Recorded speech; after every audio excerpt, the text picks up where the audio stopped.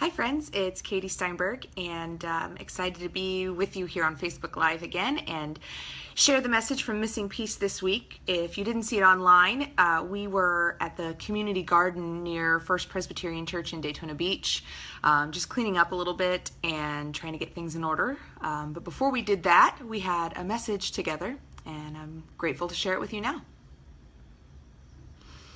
I think sometimes we take for granted this beautiful, magical, amazing world we live in. I remember as a kid wishing so hard that magic was real, really wanting amazing creatures like fairies and goblins and dragons to be part of this world. What if the unexpected and wild and awesome could just happen with a little pixie dust or the wave of a wand or the right funny sounding words? Now that's an exciting world to live in. However, at my age now, that kind of unpredictability scares the crap out of me. But I've also discovered ways to recognize the magic all around me. We definitely take it for granted, perhaps particularly in our youth, but this world is so magical. Take this garden that we worked in. It's soil. It's this particular concoction of light and air and the matter from plants and animals past. No two samples from different places are exactly the same. It runs the gamut from dried up desert sand to soggy river silt and everything in between, all of which support some kind of life.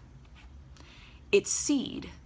They're these tiny little capsules full of instructions for how to grow everything from a blade of grass to a redwood tree. Every flower, every vegetable, every grain, the food we eat, the beauty we observe in nature, the shade we enjoy under a tree.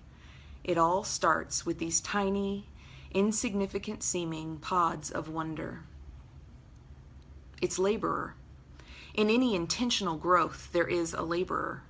Someone who spends their time and energy deciding what to plant where, when to water, how to weed and protect their crop. Then day after day toiling in the sun to pluck up what wasn't intended and laying down their best effort at what their plant needs to grow and succeed. And all of it's still a risk. Any day something could wipe it all out, or it might not grow despite your best efforts. It's harvest. Whether you pluck up your bounty for food or decoration or leave it for the world to see and enjoy, at some point your work comes to fruition. Hopefully. You see the fruits of your labor, as it were. And what's most amazing from this is just one of those seeds could produce hundreds of vegetables. There is the possibility of astounding abundance and for devastating loss if the crop doesn't take. However, we must live into the possibility of abundance or we might never get started.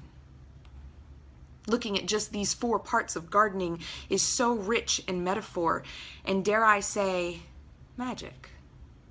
It's not pixies and dragons, but it is unexpected and wild and awesome, just like I'd hoped for as a child, but couldn't see in the world around me.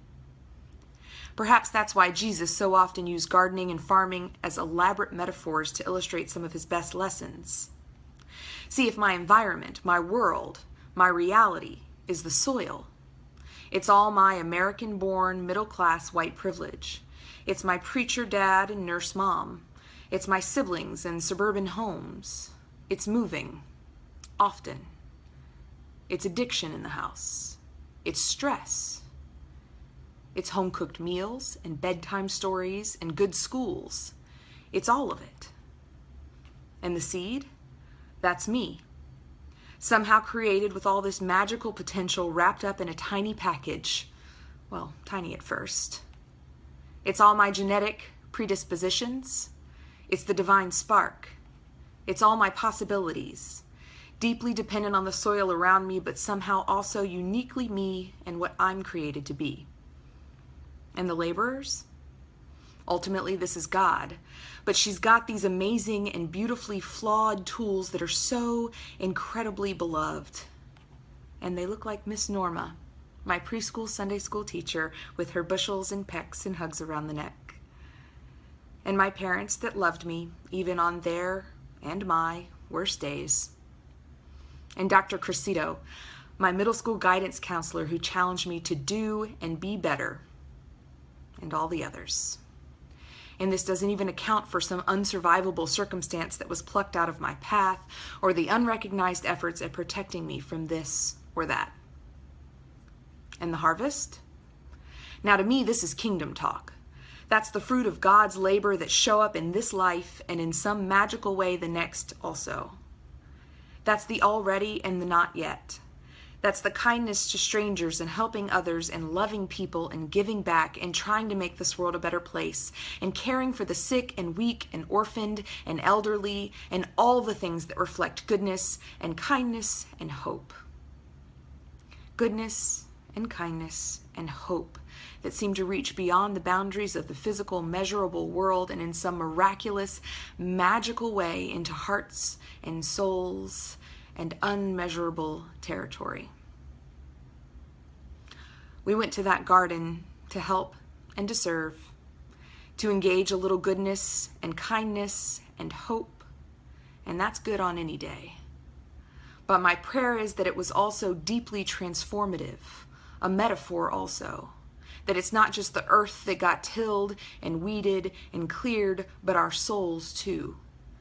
That we begin to see that the seed of the divine is in us, that we recognize and thank the laborers and look toward a bountiful harvest.